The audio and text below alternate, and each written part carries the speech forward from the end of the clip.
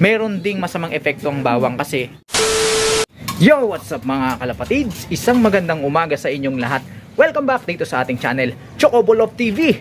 And for today's video, samahan ninyo ako sapagkat ihahanda na naman natin ang ating mga alaga para sa isang panibagong liparan na naman. Eto, si Zapocus at si Angel. Alright?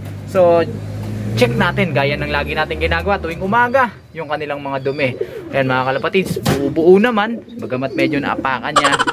Samantalang ito naman ay mukhang okay naman at masigla mga kalapatids. So ang gagawin natin ngayong umaga, para rondahin muna natin sila, ipapagpag natin sila, titignan natin yung kanilang performance para nang sa ganun ay ma-assess natin or makita natin kung uubra ba yung ating mga mahihinang nilalang.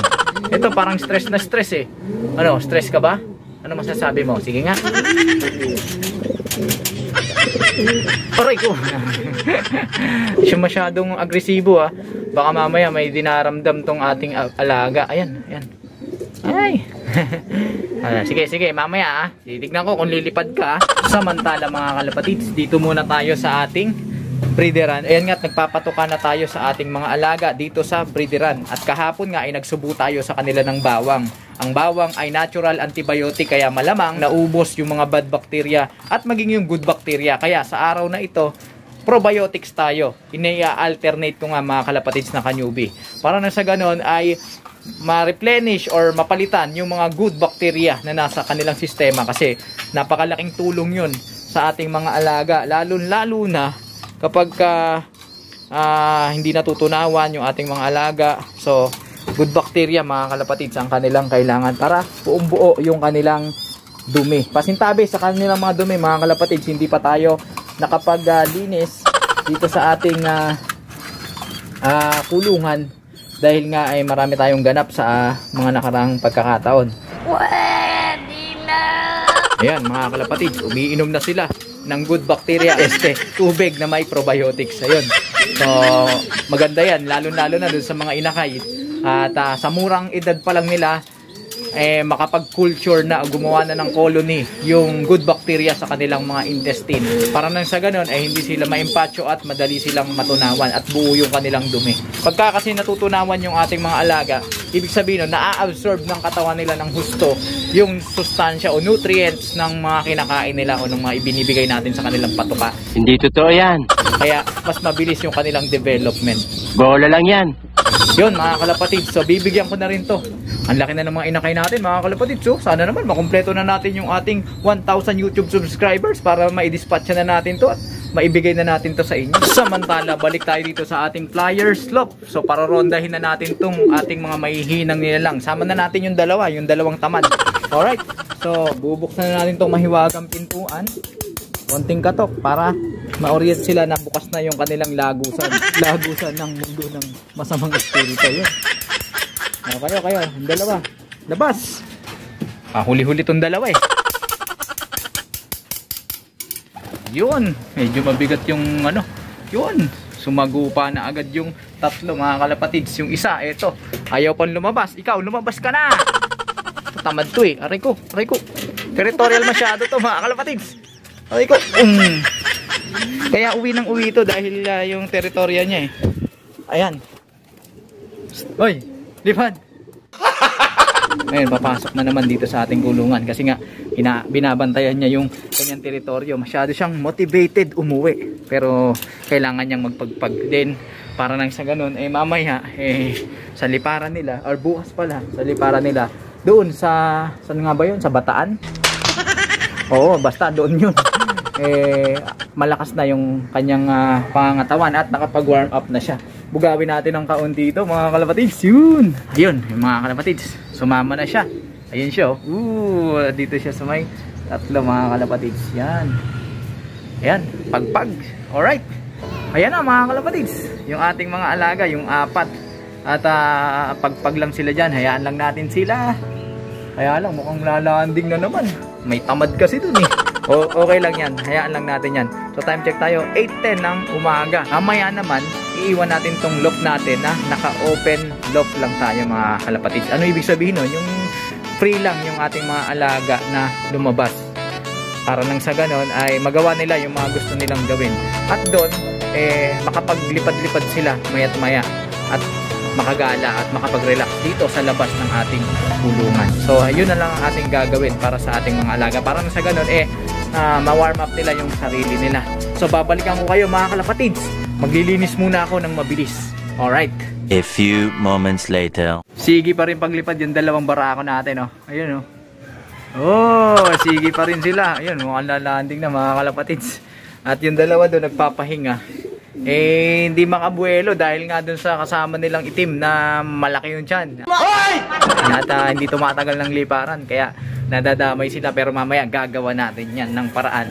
Dahil naka-open loop naman sila. So, walang problema yan mga kalapatids. Ito yung isa natin mga kalapatids. Bumaba na agad. Mahinang nilalang. Time check tayo. 8:35. Naku, mahina ang nilalang. Pero okay lang yan dahil nga nabibitin sila dahil may isa silang kasamang tamad. Pero walang problema yan dahil naka-open loop naman tayo ngayong araw na ito. Kaya magagawa natin yan ng paraan. So yun mga kalapatids na kanubi, pag-usapan muna natin yung ginagawa nating sistema sa ngayon.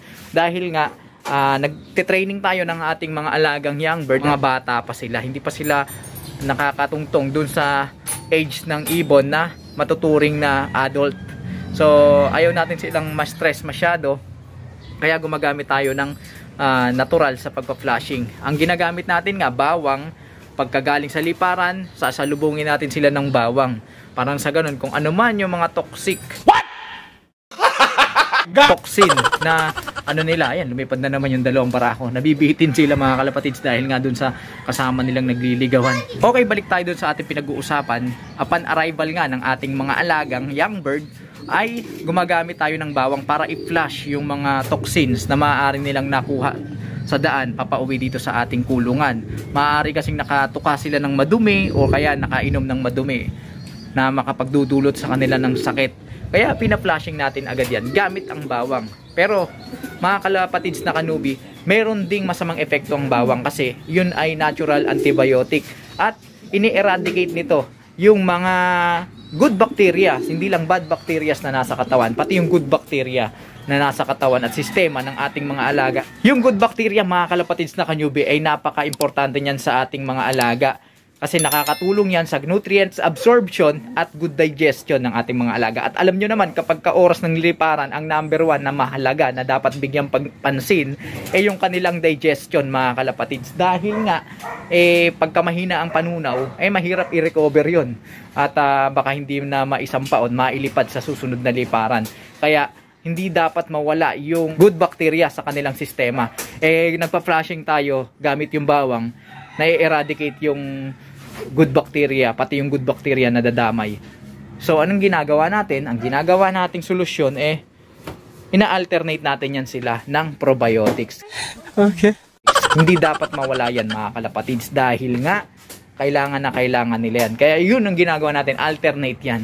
Pero kapag wala namang liparan, yung tamang lang, pa-low fly lang tayo dito sa ating kulungan, ang schedule natin sa paggamit ng bawang ay every Monday mga kalapatids, cleansing natin yan. Cleansing flushing sa ating mga alaga. Pero since dun sa dalawang ibon natin na lumilipad, di natin alam kung ano napupulot nila sa daan ng kanilang paglalakbay, pina-flushing natin sila every time na babalik sila dito gamit ang bawang. Kaya yan mga kalapatids na kanyubi, tandaan ninyo magka-contradict yan yung bawang or antibiotics at yung probiotics Huwag niyong pagsasabahin yan dahil pag pinagsabahin niyo yan, parang wala lang. Walang epekto. Yun, yung mga kalapatids. So, yun. Sana may nakuha kayong idea dito sa ating bolahan. Kwentuhan.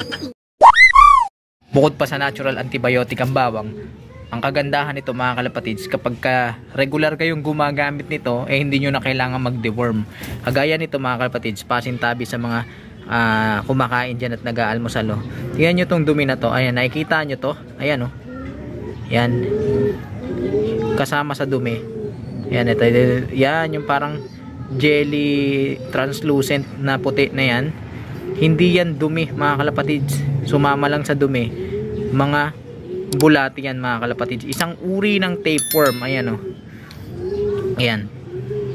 Sa mga madidiriin, skip nyo na lang. Scroll nyo na lang yung scroll bar.